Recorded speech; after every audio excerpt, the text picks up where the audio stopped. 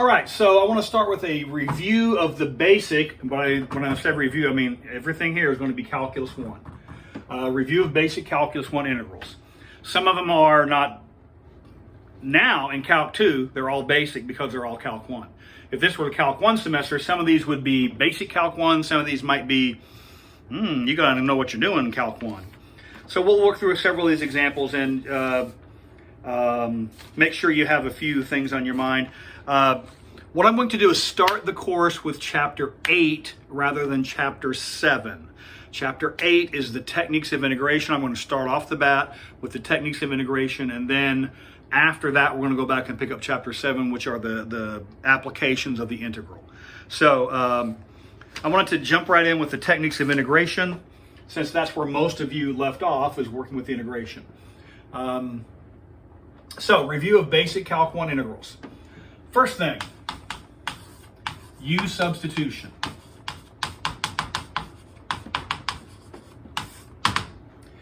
You need to be able to do a basic Calculus 1 use substitution like you're falling off a log. That needs to be so well established in your comfort zone and your experience that you can handle that integral with no problem at all. So, something along these lines. Suppose we have x squared times sine of x to the third dx.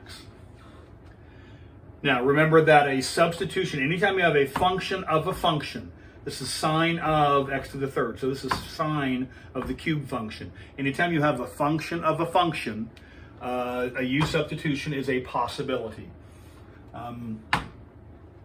Also bear in mind, look that we have, this is x to the third, this is degree 3, this is x to the second, this is degree 2. That's another indicator.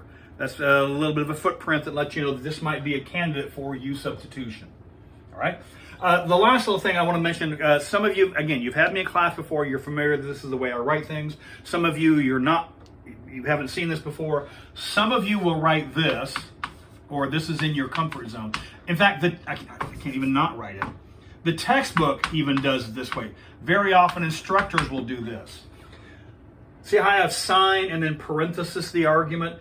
Very often you'll see sine without the parenthesis. The textbook doesn't use parenthesis. A lot of instructors don't use the parenthesis. This is, I don't want to say it's wrong, but I think it's fair to say those of us who put our arguments in parenthesis, I don't want to say that we're better than those who don't, so I won't say it. But there are certain things that go without saying. I will always put my arguments in parentheses. When I write natural log of x, I will put my x in parentheses. When I write sine inverse of something, I will put the argument in parentheses. I will always put my arguments in parentheses for these named functions. It's just the way it should be done. Excuse me. And so that's just the way I will do that, and you'll eventually get used to it. And if you want to come over and join us on the dark side, you might want to go ahead and start writing your arguments with parentheses. At any rate, so now, Calc 1 problem. This is the way I will always write this, and I will say this over and over and over and over again. You're going to hear these words in your mind's eye over and over again. I'm going to let u equal, and then you choose u to be one of these functions. The way it works is you let u equal something, see if it works. If it doesn't work, step 1 is not give up. Step 1 is try something else. And you try something else and see if it works. And if that doesn't work, then step 1 is not give up, it's try something else. So, let u, at this stage of the game, the only technique of integration you have in your quiver, you have two things you can use. It's got to either be a basic form or it's got to be a use substitution. If it's not that, then you can't do it at this stage of the game. By the end of Chapter 8, you're going to have a lot more things you should be able to do. But for now, it's either one of the basic forms, well, that's not even close to a basic form, or if it's not that, it's going to have to be a use substitution. So I'm going to let u equal, remember one of the rules of thumb is the larger degree. And then we need to create the differential. So the differential of u is equal to, take the derivative, 3x to the second times the differential of x. All right, so the derivative of u, the derivative on the x. And remember, what we have here is 3x squared dx. Whatever is here, we need to account for anything that in this problem is not yet been accounted for. Well, look, the let statement accounts for this piece. We could write this as sine of u. That part of the problem has already been translated into the u language, is the phrase I use in Calc 1. So now, what is unaccounted for? Well, what's unaccounted for is this blue part, the x squared and the dx. That's unaccounted for. Whatever's unaccounted for, we need to create right here. And I think most of us know what we need to do. We need to multiply both sides of this equation by 1/3. Don't think of it as divide by 3. Think of it as multiply.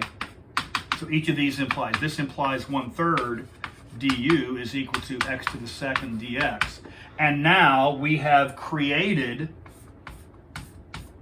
here exactly the leftover bits. What was left over was x squared dx. We've created that exactly. And I'll say this over and over and over again. The substitution is exact. The substitution is exact. And so now this is equal to, when we substitute, everything translates. Sine x to the third translates as sine of u. X squared dx translates as 1/3 du. You may place the 1/3 either inside or outside the integral because constant multipliers multiply along. Constant multipliers multiply along. And then find the antiderivative. So this is 1/3. The antiderivative of sine is negative cosine. And then we always, since this is an indefinite integral, we always need to go back to the original variable. I'm going to clean this up as I go here a little bit. So as this becomes negative 1/3 cosine, what was u? We go back to the let statement. U was x to the third. And that's it. That's the basic u substitution. That needs to be so well ingrained in your abilities that you should be able to walk through that without any difficulty at all. So if that's not the case, then you need to make sure and practice that procedure so you have that down cold. Just it's always going to be the same for you.